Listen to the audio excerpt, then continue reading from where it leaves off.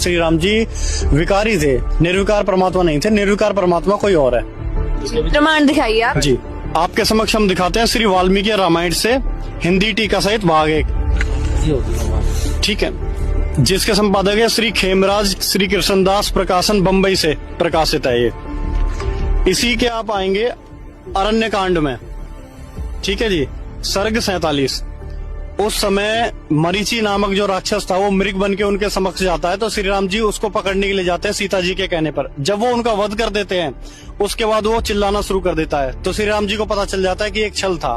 वहां से वो वापस अपने घर की ओर होते हैं, लेकिन उससे पहले वो एक और मृग को मारकर उसका मांस लेकर अपने घर की ओर चलते हैं, जहाँ पर सीता जी और लक्ष्मण जी उनका इंतजार करते हैं। इसी में अगर आप आगे आएंगे इसी सर्ग में, तो वहां पे क्या होता है कि रावण उस समय रूप बदल के जा चुका होता है उनके पास एक ब्राह्मण का।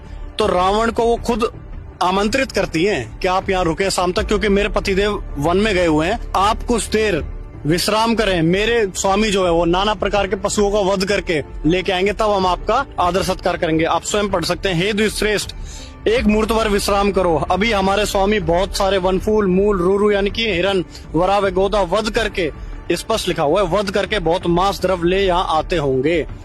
ऐसा तो है नहीं कि फल के जो पेड़ है उनको मार के लाएंगे, जीव को ही मार के लाएंगे।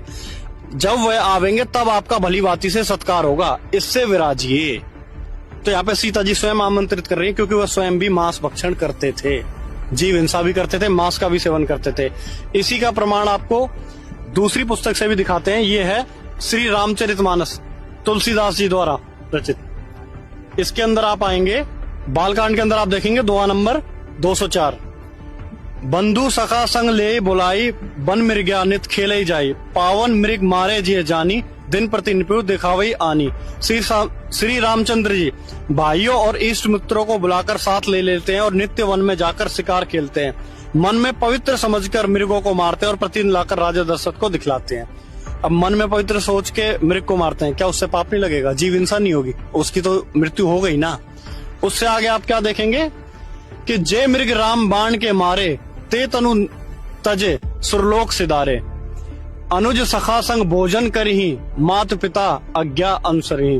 के अनुज सखा संग भोजन करी, के उन मृगों को मारते हैं और फिर उसका मांस भोजन के रूप में खाते हैं। या आप हिंदी में भी पढ़ सकते हैं, जो मृग श्री राम जी के बाण से मारे जाते थे वे शरीर छोड़कर देवलोक चले जाते थे। श्री रामचंद्र जी अपने छोटे भाइयों और सखाओं के साथ भोजन करते थे उनका, और माता पिता की आज्ञा का पालन करते हैं। तो ये कौन सी मर्यादा हो गई? ये तो साफ साफ स्पष्ट दिख रहा है कि वो विकारी थे, मांस भक्षण वो कर रहे हैं। इसके साथ साथ आपको दिखाते हैं कि वो मदिरा का भी सेवन करते थे।